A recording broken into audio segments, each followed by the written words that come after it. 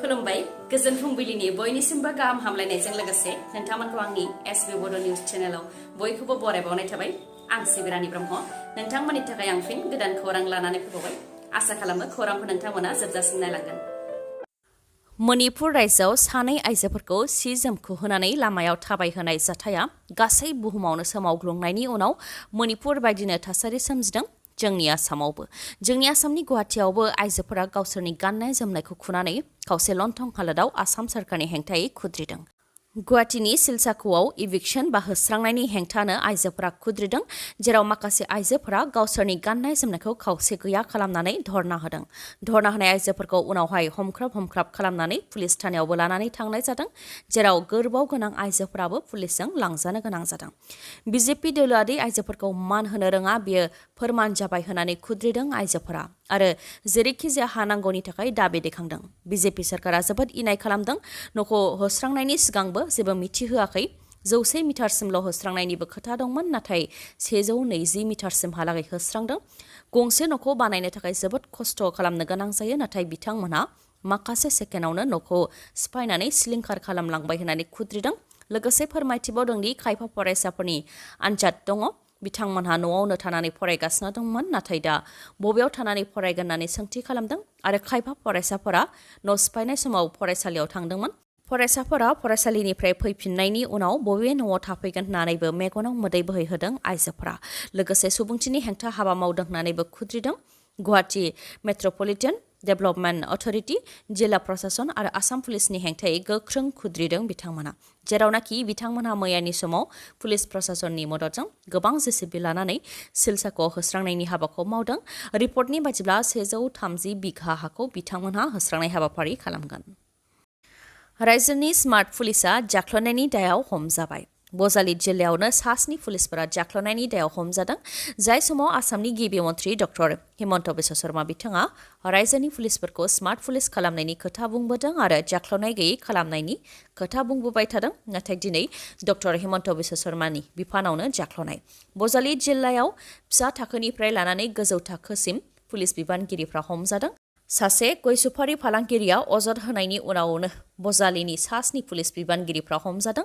हमजानायफोरनि मादाव बजालि जिल्लानि डिएसपि हेडक्वार्टार पुष्कल गगৈ, पाटाचारकुसि पुलिस थानानि असि साब इन्सपेक्टर अनुपज्योति पाटिरि, पाटाचारकुसि पुलिस थानानि सिङाव थानाय भबानिपुर आउटपस्टनि sub inspector Debajit Giri, Patacharkuchi police थानानि assistant sub inspector Shashanka Das, बै समनि बजालिनि एडिसनेल एसपि हेडक्वार्टार गायत्री सनवालनि पिएसअ एबिसि इनजामामुल हासान, बजालिनि एसपिनि ड्राइभार दिपजय रय आरो ड्राइभार नबीर आहमेद।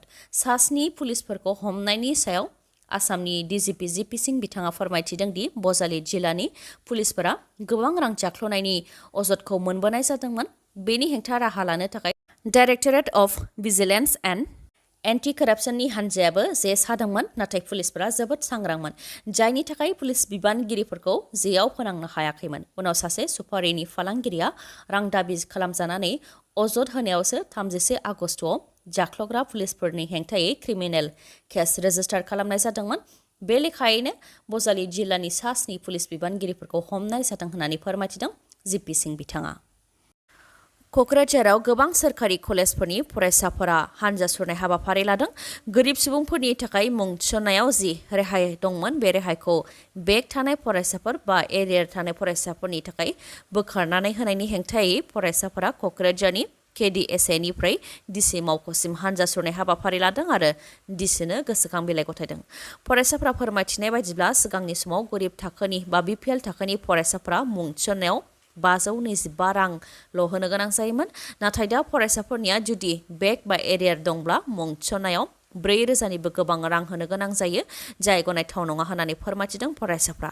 लोगोसे फरायसाफ्रा फोरमायथिबावदों दि सोरखारि फरायसालिमाफोराव 80% फरायसाफोरानो गोरिब थाखोनि आरो गेजेर थाखोनि फरायसाफोर जायो, नाथाय मुं थिसननायाव गोबां रां लायोब्ला जों बहा फरायहैगोन होननानै बुंथियो। लोगोसे बुंथिबावदि फरायसाफोराबो मोन्थाय दं, मुं थिसननायनि बेलायाव सिगांनि बायदि खालामनानै होफिनाब्ला अदेबानि बेक थानाय गरिब थाखोनि फरायसाफोरनिफ्राय मुं थिसननायाव गोबां रां लानायखौ बोखांनानै लायाब्ला फरायसाफोरा बेबायदिनो ओंखारबाय थानो गोनां जागोन। बेनिखायनो फरायसाफोरनि जेंनाखौ सुस्रांनानै होनो थाखाय सोलोंथाइ बिफाननि बिबानगिरिफोरनिसिम बुंथियो। लोगोसे प्रमद बर' बिथाङाबो बे जेंनाखौ सुस्रांनानै होनायाव जाहाथे मदद होयो बेनि थाखायबो खावलायहरो फरायसाफोरा।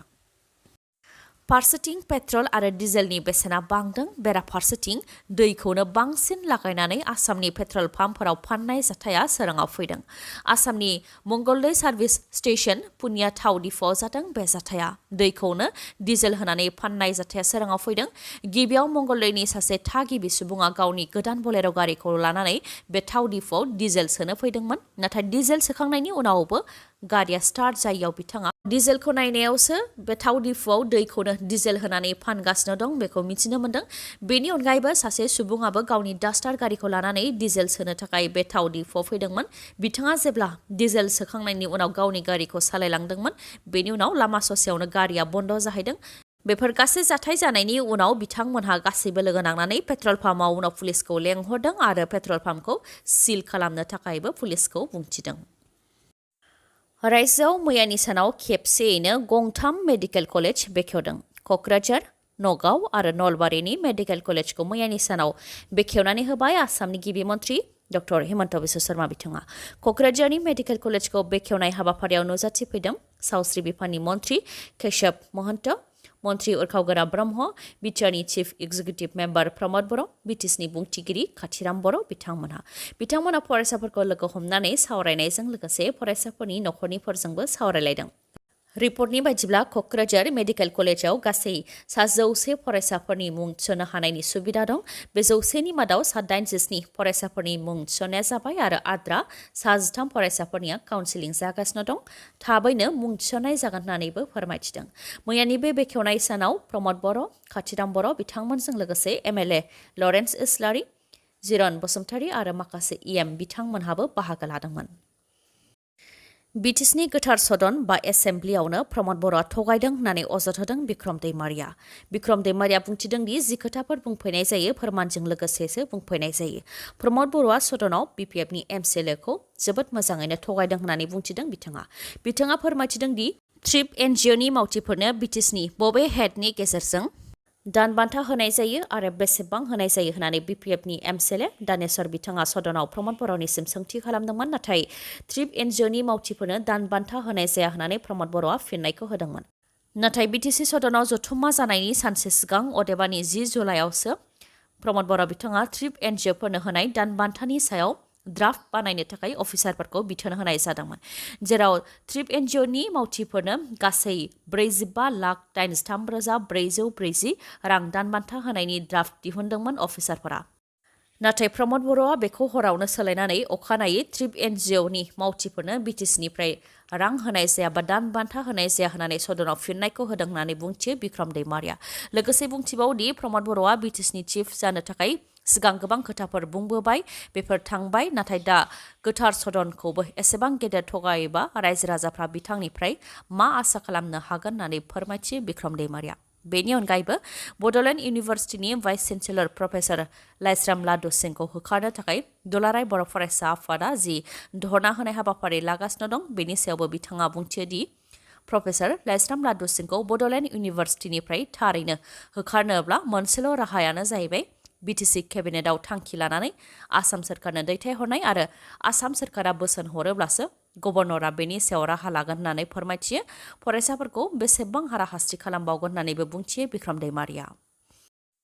अल आसाम स्टुडेन्टस इउनियन आसु आरो बरपेटा स्टुडेन्टस इउनियनआ दिनै अदेबानि 2 सेप्तेम्बराव बरपेटा जिल्लायाव 12 घन्टा बन्द फोसावदों आरो बे बन्दखौ फुंनि 5 रिंगानिफ्राय मोनाबिलि 5 रिंगासिम 12 घन्टा बन्द फोसावदों। बजालि जिल्ला दानायनि मुङाव बरपेटा जिल्लानि माखासे ओनसोल जेरै सरभग, बरपेटा रड, हाउली बायदि ओनसोलफोरखौ बजालि जिल्लाजों सरजाबफानायनि थाखाय आसाम सोरखारा जि थांखि लादों बेनि हेंथायैनो बिथांमोनहा 12 घन्टा बन्दखौ फोसावदों। दिनैनि सानाव बरपेटा स्टुडेन्टस इउनियनजों लोगोसे आसु आरो गुबुन गुबुन आफादफोरा 12 घन्टानि बे धरना होनाय हाबाफारियाव बाहागो लागोन होननानै मिथिहोदों।